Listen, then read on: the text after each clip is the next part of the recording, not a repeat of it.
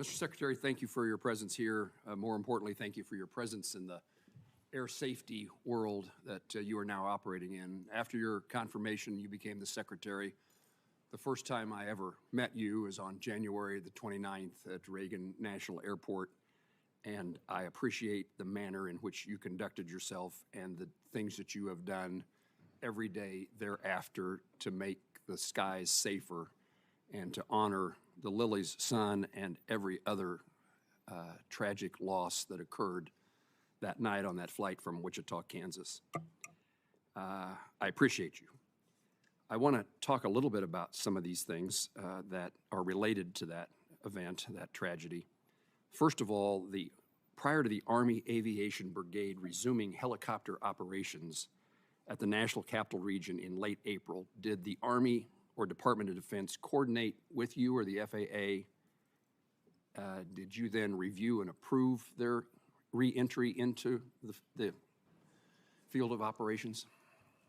So what we did after, I think it was 36 hours after you said no. They came back. Did they consult with you? When they came back, what I was talking about, are we talking about the off of runway 33, the restricted airspace? Yes. They still can't fly through that airspace. We have no fixed wing helo cross traffic. And other airspace at Reagan?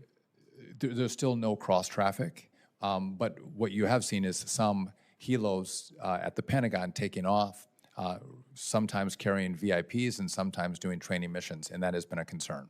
And nothing has changed in your order to prevent them, to allow them to return, true? Well, I hadn't prohibited them. They did it on their own. They do, yes. But the problem is they could change their mind, and I want to know whether there's consultation between the Army and the Transportation Department, or the FAA. So Secretary Hegseth paused any helo traffic out of the Pentagon, which I commend him for that. But we are going to continue that pause at the FAA at our discretion, and our teams are working together. I'm very concerned about the amount of traffic that's coming out of the Pentagon. And I do think if there's training missions, those training missions can be done at certain times of the day when we have less traffic into DCA, number one. And if there's VIP travel, I would like to know who are the VIPs. Who is traveling on these helos? Who classifies? I don't think any of you here get helicopter travel anywhere, and I would consider you all VIPs. Who's traveling? It's Senator? one of the questions I intend to ask Thank in you. appropriation hearings as we have Defense Appropriation Subcommittee hearings. I would like to know the answer to that question. If you'd share that with me too, I'd appreciate it. And I've introduced legislation that I think is of value. In 2000 FY19, I said that wrong, in FY19, NDAA allowed prevention of DOT to require installation of ADSB equipment on those Army helicopters.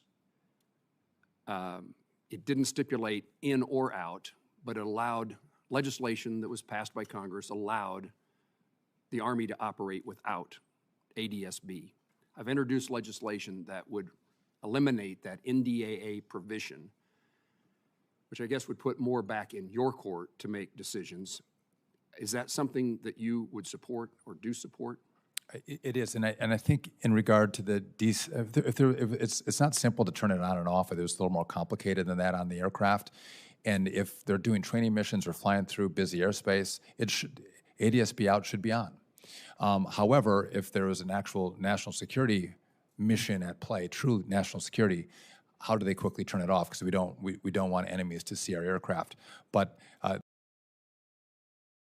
yes, all of them should have ADSB out activated. Thank you, Mr. Secretary. I want to highlight so that you're not disappointed that I also care about essential air service, along with my colleagues, and let your stereotype of this committee, this subcommittee, be firmly implanted. Hugely important to Kansas. We also have issues related to air traffic control, in this case, separate from kind of the normal air traffic control towers.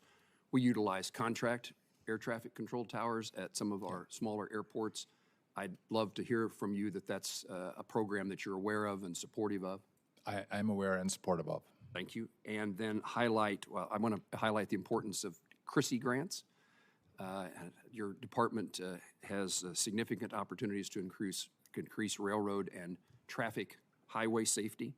And finally, in regard to tariffs, 1979 agreement on trade civil aircraft has been a great benefit to this country. We have trade surpluses in the aviation and aerospace world. We certainly export more than we import.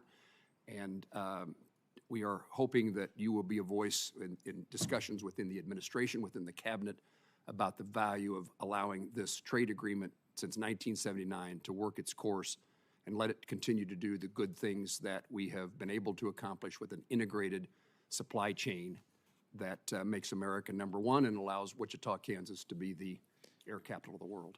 If I support the president's efforts to actually bring more manufacturing and more fair trade to this country, to our people. I've also brought up the 79 agreement. I think on net it's an $80 billion export benefit to the U.S. Aviation. So the point is well made, and I've communicated that to the powers that be in the administration. Mr. Secretary, thank you for using your position for good. Thank you.